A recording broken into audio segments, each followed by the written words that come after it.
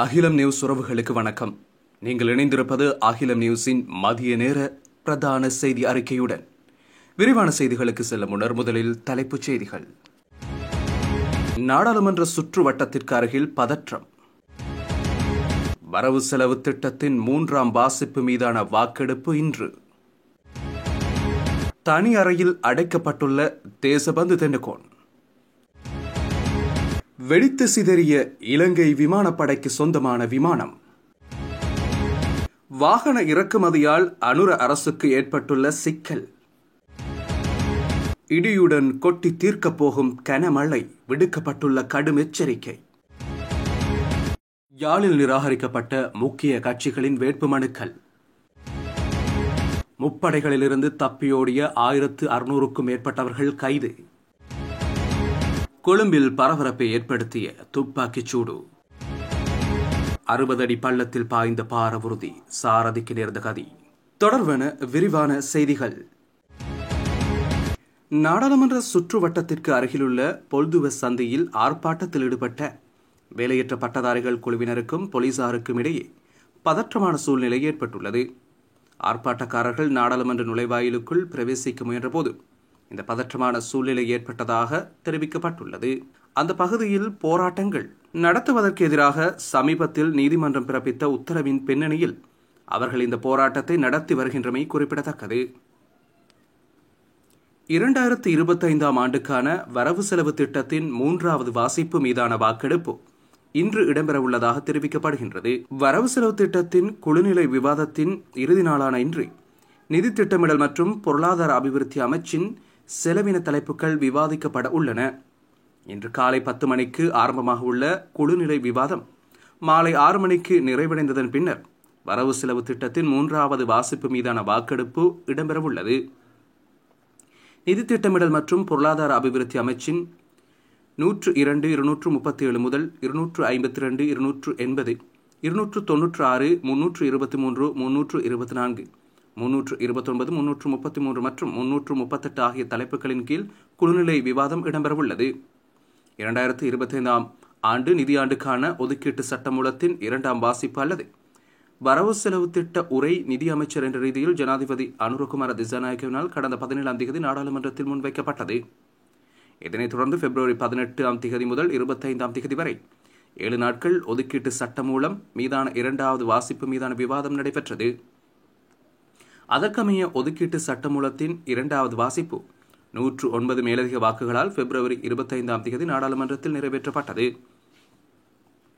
வரவு செலவு திட்டத்துக்கு ஆதரவாக 155 வாக்குகளும் எதிராக 46 வாக்குகளும் அளிக்கப்பட்டன. இதற்கமைய குழுநிலை விவாதம் பிப்ரவரி 27ஆம் தேதி மார்ச் 21ஆம் தேதி வரை 19 நாட்கள் இடம்பெற்றிருந்த நிலையில் 2025ஆம் நிதியாண்டுக்கான வரவு செலவு திட்டத்தின் 3வது வாசிப்பு மீதான வாக்கெடுப்பு இன்று மாலை 6 மணிக்கு இடம்பெறவுள்ளது. பதவி நீக்கம் செய்யப்பட்ட போலீஸ் மா அதிபர் தேசபந்து தென்னகோன் சிறைச்சாலையின் தனி அறையில் தடுத்து வைக்கப்பட்டுள்ளதாக தெரிவிக்கப்படுகிறது. ஏப்ரல் 3ஆம் தேதி வரை விளக்கமறியலில் வைக்கப்பட்டுள்ள பதவி நீக்கம் செய்யப்பட்ட போலீஸ் மா அதிபர் தேசபந்து தென்னகோன் நேற்றிரவு தும்புர சிறைச்சாலைக்கு அழைத்து செல்லப்பட்டார். மாத்தறை நீதவான் நீதிமன்றத்தில் அவருக்கு சிறப்பு பாதுகாப்பு அளிக்கப்பட்டுள்ளது. நேற்று சுமார் 11 மணியளவில் அவர் சிறைக்கு அழைத்து செல்லப்பட்டார். தும்பரை சிறைச்சாலையில் உள்ள 2 மாடி கட்டிடத்தின் மேல் தளத்தில் உள்ள தனி அறையில் தேசபந்து தென்னகோன் தடுத்து வைக்கப்பட்டுள்ளதாக சிறைச்சாலை வட்டாரங்கள் தெரிவித்தன. மேல் மாடி அறையில் 8 பேர் வரை தங்க முடியும் என்றும் தற்போது அங்கு அடைக்கப்பட்டிருப்பவர் அவர் மட்டுமே என்றும் சிறை வட்டாரங்கள் தெரிவித்தன. வாரியாபொல மினுவாங்குட பகுதியில் இலங்கை விமானப்படைக்கு சொந்தமான K8 பயிற்சி விமானம் விபத்துக்குள்ளானது. ரேடார் தொடர்புகளை இழந்த நிலையில் விமானம் விபத்துக்குள்ளானதாக விமானப்படை தெரிவித்துள்ளது. K8 பயிற்சி விமானம் சிறிது நேரத்திற்கு முன்பு வாரியாபொல பகுதியில் விபத்துக்குள்ளானதுடன் முற்றாக எரிந்தும் நாசமாகியுள்ளது. விமானத்தில் இருந்த 2 விமானிகளும் பாதுகாப்பாக வெளியேற்றப்பட்டதாக விமானப்படை செய்தி தொடர்பாளர் தெரிவித்தார். கட்டுநாயக்காவிலிருந்து புறப்பட்ட இந்த விமானத்தின் 2 விமானிகளும் பரசூட்களின் உதவியுடன் விமானத்திலிருந்து வெளியேறியுள்ளனர்.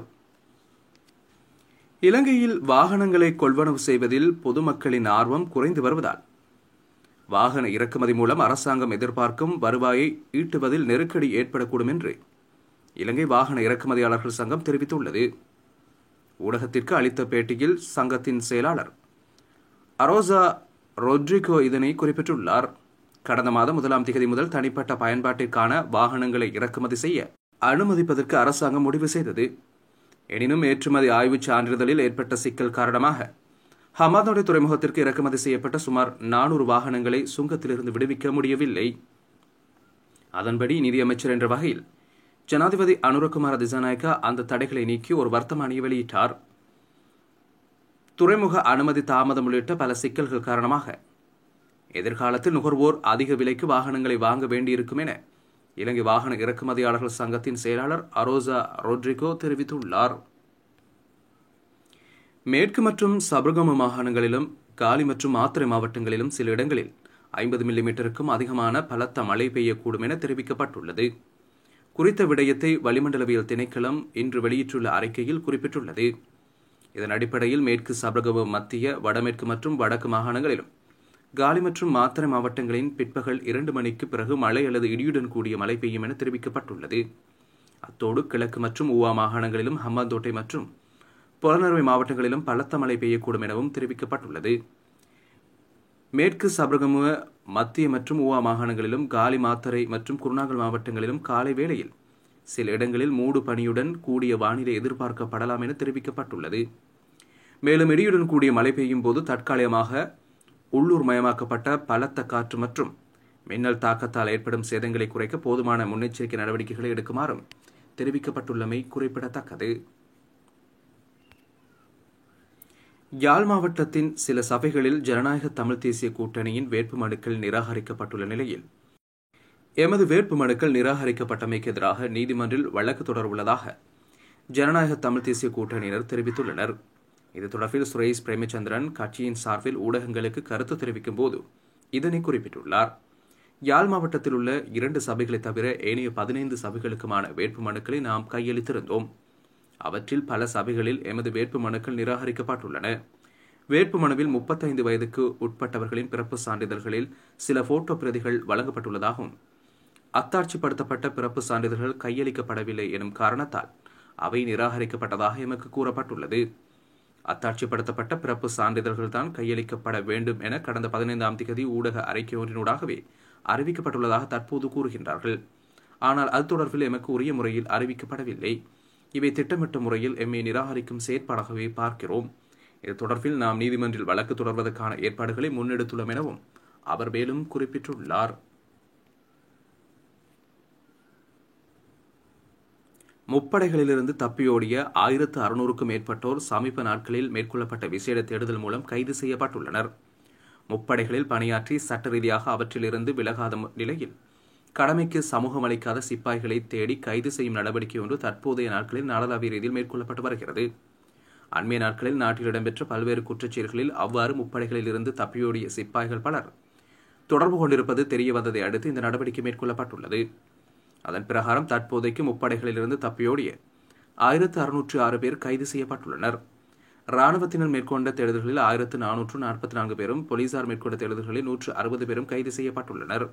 இவர்களில் 1394 ராணுவ சிப்பாய்களும், 136 விமானப்படை சிப்பாய்கள், 72 கடற்படை சிப்பாய்களும் உள்ளடங்கியிருப்பதாக மேலும் தெரியவந்துள்ளது. கொழும்பு கிரேண்ட் பாஸ் போலீஸ் பிரிவுக்குட்பட்ட நாகலகம் வீதி பகுதியில் இடம்பெற்ற துப்பாக்கிச்சூட்டு சம்பவம் தொடர்பில் இளம்பெண் ஒருவர் கைது செய்யப்பட்டுள்ளார். கடந்த 17ஆம் தேதி இரவு மோட்டார் சைக்கிளில் வந்த 2 நபர்களும் மேலும் 2 நபர்களை குறிவைத்து துப்பாக்கிச்சூடு நடத்தினர். இந்த சம்பவத்தில் சம்பந்தப்பட்ட 2 பேர் காயமடைந்துள்ளனர். இந்த குற்றத்திற்கு உதவியதற்காகவும் உடந்தையாக இருந்ததற்காகவும் சந்தேக நபர் ஒருவர் கடந்த 18ஆம் தேதி ராஜகிரி சிறப்பு அதிரடிப்படை அதிகாரிகளால் கைது செய்யப்பட்டுள்ளார். இந்த நிலையில் இந்த துப்பாக்கிச்சூட்டுக்கு உதவியதாக சந்தேக நபரின் மனைவி நேற்று கிரேண்ட் பாஸ் போலீஸ் நிலைய அதிகாரிகளால் கைது செய்யப்பட்டுள்ளார். சந்தேக நபர் கொட்டவில வெள்ளம்பிட்டிய பகுதியைச் சேர்ந்த 24 வயதுடையவர் என தெரியவந்துள்ளது. சம்பவம் தொடர்பில் கிரேண்ட் பாஸ் போலீசார் மேலதிக விசாரணைகளை மேற்கொண்டு வருகின்றனர். கண்டி மாத்தலை A9 வீதியில் இன்று காலை மணல் ஏற்றிச் சென்ற பாரவூர்தி ஒன்று 60 அடி ஆழமான பள்ளத்தில் கவிழ்ந்து விபத்துக்குள்ளாகியுள்ளது. இந்த விபத்தில் பாரவூர்தியின் சாரதி காயமடைந்து மாத்தலை வைத்தியசாலையில் அனுமதிக்கப்பட்டுள்ளதாக போலீசார் தெரிவித்துள்ளனர். கண்டியிலிருந்து கட்டகஸ்தோட்டை நோக்கி பயணித்துக் கொண்டிருந்த பாரவூர்தியை இவ்வாறு விபத்துக்குள்ளாகியுள்ளதுடன் சாரதிக்கு தூக்க கலக்கம் ஏற்பட்டதன் காரணமாக விபத்து ஏற்பட்டுள்ளதாக போலீசார் விசாரணையில் தெரியவந்துள்ளது. விபத்து தொடர்பான மேலதிக விசாரணைகளை போலீசார் மேற்கொண்டு வருகின்றனர். இத்துடன் அகிலம் நியூஸின் மதிய நேர பிரதான செய்தி அறிக்கை நிறைவுக்கு வருகின்றது. இலங்கையில் நடைபெறுகின்ற செய்திகளை அறிந்து கொள்ள அகிலம் நியூஸுடன் என்றும் இணைந்திருங்கள். நன்றி, வணக்கம்.